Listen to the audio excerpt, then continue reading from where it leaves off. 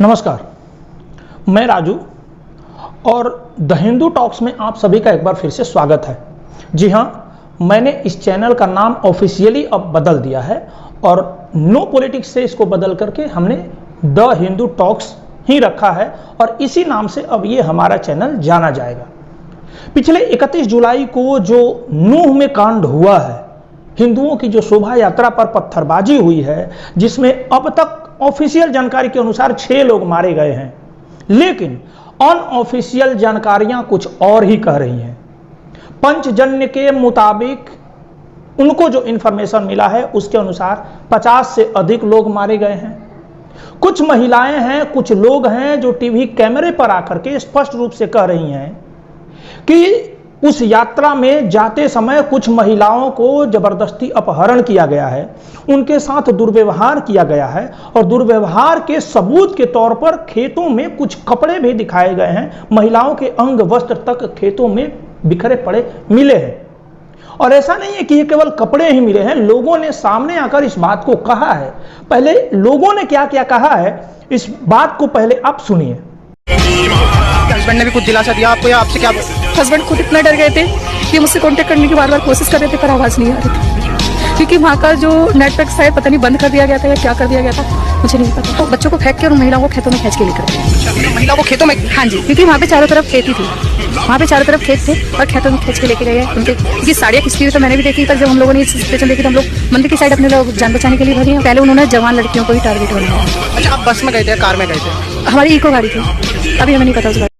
Sir लगता है कि शायद उन्होंने मतलब इनके साथ कुछ गलत किया है और उसके बाद में इनके कपड़े उपड़े फाड़े हैं और मिसिंग भी हैं कुछ लेडीज बता रहे हैं। इस इलाके में कई घरों की अच्छा, महिलाओं के साथ कह रहे कि बलात्कार हुआ, महिलाएं गायब। हाँ, किसी के बाल खींचे गए, किसी की ये साड़ी खींची गई, सब कुछ करे उन्होंने।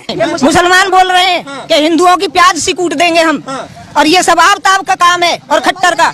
हमें आब-ताब से और खट्टर से सब नफरत है और हमको ये योगी, ये सरकार जैसी चाहिए। अच्छा, योगी क्यों चाहिए? नो चाहिए कि ये कट्टर कुछ नहीं कर रहे, ये तो मरवा रहे हैं हिंदुओं को और वो कर रहे हैं। कितना महिला ने गायब हो गई हैं। हमारी बहन बेटी पढ़ने जाती हैं, उन्हें छेड़ते हैं बसन में। ऐसे नहीं होता है, इनका बिल्कुल पत्ता साफ होना चाहिए।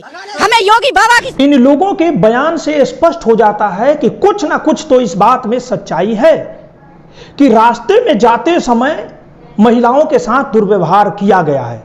इस मामले को जैसे ही पुलिस के पास ले जाया गया तो पुलिस ने उनके डीजीपी के माध्यम से इस बात को सिरे से खारिज करते हुए कुछ अपना बयान इस तरीके से जारी किया। एक सोशल मीडिया में एक नैरेटिव चल रहा है कि नल्हड़ मंदिर पर जिस दिन ये श्रद्धालु फंसे थे, उसके बाद कल से खबर आने लगी है कि उस घटनाक्रम के दौरान कुछ श्रद्धालु महिलाओं के साथ बलात्कार जैसे जघन्य अपराध हुए हैं। मैं आपको बताना चाहूंगी कि यह सब बिल्कुल गलत बात है, अफवाह है और मैं यह इसलिए अधिकृत रूप से कह पा रही हूं क्योंकि उस पूरे घटनाक्रम के दौरान मैं स्वयं वहां मौजूद थी। इस तरह की कोई भी किसी महिला के साथ घटना नहीं हुई है। जो हुई थी वो मेरा मीडिया के माध्यम से पहले ही मैं आपको बता चुकी कि वहां क्या घटना घटी थी। अतः आप सबसे आग्रह है कि इस तरह की कोई भी अगर आप खबर पढ़ते हैं तो उसको एक अफवाह समझ के बिल्कुल अपना उस पर कोई रिएक्शन ना करें। ये बिल्कुल गलत अनर्गल बातें हैं। ये सांप्रदायिक सौहार्द को खराब करने की और जो हम सबके प्रयास है कि नॉर्मल लाइफ आए उसको बिगाड़ने की कोशिश की जा रही है। आप तुरंत जो है ऐसी कोई घटना अगर सूचना आपको मिलती है, आप कहीं सोशल मीडिया पर पढ़ते हैं तो मेवात पुलिस और हरियाणा पुलिस के संज्ञान में लाएं। जैसा कि आपने देखा कि जो डीजीपी थी वो स्पष्ट रूप से कह रही थी कि चूंकि वो सारे घटनाक्रम के दौरान वो थी, इसलिए वो ऑफिशियल तौर पे ऐसा कह रही हैं कि ऐसा कुछ हुआ नहीं है। किंतु मैं एक सवाल के तौर पे ये पूछ रहा हूं कि लोग मंदिर परिसर के अंदर ऐसा होने का दावा नहीं कर रहे हैं। लोग कह रहे हैं कि उन्होंने अपनी आंखों से देखा है ऐसा होते हुए। गाड़ियों से खींचकर महिलाओं और जवान लड़कियों को ले जाया गया है, उनके साथ दुर्व्यवहार किया गया है और पुलिस के पास हो सकता है कि पुख्ता जानकारी अभी ना हो, क्योंकि दुर्घटना होने के बाद इस तरह के जब दंगे होते हैं तो दंगे होने के कई दिनों बाद तक उसके जो रिपरकेशंस, उसके जो परिणाम देखने को मिलते हैं और हो सकता है पुलिस के पास अभी पूर्ण सूचना न हो। हमें लगता है कि पुलिस को एक बार उन महिलाओं के तथ्यों की जानकारी के आधार पर एक जांच कर लेनी चाहिए कि इस तरह की कोई घटना वास्तव में हुई है क्या वास्तव में अभी तक कुछ महिलाएं गायब हैं। अगर गायब हैं तो उन महिलाओं के लिए सर्च ऑपरेशन अवश्य तरीके से लॉन्च करना चाहिए, यदि ऐसा है तो। हालांकि मैं भी ऐसा दावा नहीं करता, लेकिन चूंकि इतने मीडिया रिपोर्ट्स इस बात की पुष्टि करते हैं वहां के लोगों के बयानों के आधार पर, तो हो सकता है इसमें कुछ बातें सत्य हों।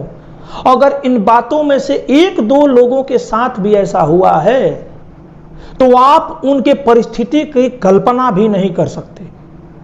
अगर वो अभी तक किसी विशेष संप्रदायों के लोगों के हाथों में हैं तो उनके साथ क्या क्या हुआ होगा आप केवल कल्पना कर सकते हैं, और या शायद कल्पना भी नहीं कर सकते।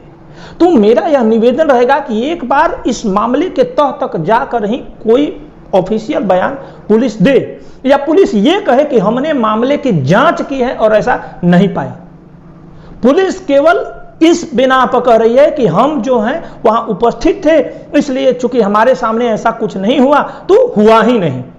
तो ये मेरे हिसाब से पुलिस का एक पुष्टि करने वाला बयान नहीं है, संतुष्ट करने वाला बयान नहीं है। पुलिस को इस पर एक जांच करनी चाहिए। अब आते हैं दूसरी तरफ से। कुछ लोग कह रहे हैं कि आम आदमी का एक नेता मोहम्मद जावेद ने प्रदीप कुमार को मारा और मारने में संलिप्तता दिखाई, उसका बाकायदा वीडियो वायरल हो रहा है। कुछ लोग कह रहे हैं कि एक मम्मन खान नेता है जिसकी वजह से ये सारा दंगा हुआ, क्योंकि वह सदन में खड़ा होकर के मोनू मानेसर को प्याज बनाने की धमकी दे रहा था, स्पष्ट रूप से हरियाणा के संसद में खड़ा होकर के।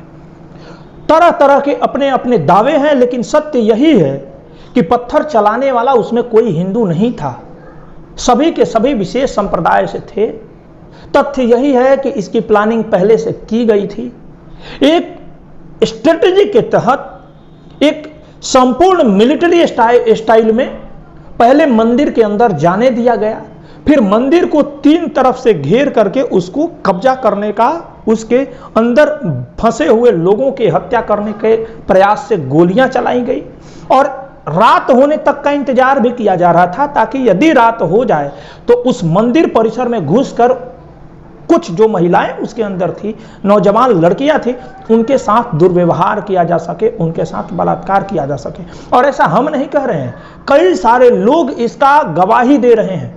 उन गवाहियों को कैसे झुठलाया जा सकता है?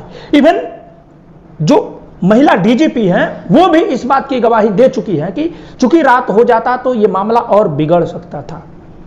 तो भारत के एक क्षेत्र में परिस्थिति ये है, और आप सोच रहे हैं कि ये इंडिया है, यहां पर इस तरीके का कुछ हो नहीं सकता।